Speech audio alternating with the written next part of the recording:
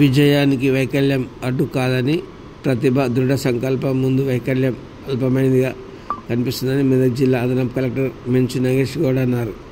December 3 జరుపుకున్న అంతర్జాతీయ దివ్యాంగుల దినోత్సవం సందర్భంగా శనివారం మధ్యాహ్నం 12 గంటలకు జిల్లా సంక్షేమ శాఖ ఆధ్వర్యంలో మెదక్ జిల్లా కేంద్రంలోని స్టేడియంలోని ఏర్పాటు చేసిన దివ్యాంగుల పిల్లల కోసం నిర్వహించిన క్రీడా పోటీని అదనపు కలెక్టర్ నాగేష్ జెండా ఊపి ప్రారంభించారు.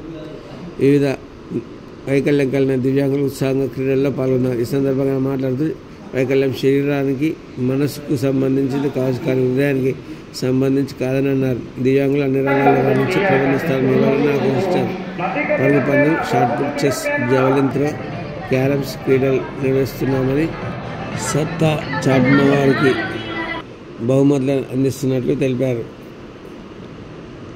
క్రీడలు నిర్వహిస్తూ సత్తా చాటిన వారికి అంతర్జాతీయ దివ్యాంగుల దినోత్సవం రోజున ప్రతిభ గుర్తించి బహుమతి ప్రదానం ఉంటుందన్నారు. ఈ కార్యక్రమంలో జిల్లా సంక్షేమ అధికారి హేమ భార్గవి, మెదక్ సిడిపిఓ స్వరూప, సంక్షేమ శాఖ సిబ్బంది, దివ్యాంగుల సంక్షేమ శాఖ యూనియన్ నాయకులు, దివ్యాంగులు తదితరులు పాల్గొన్నారు.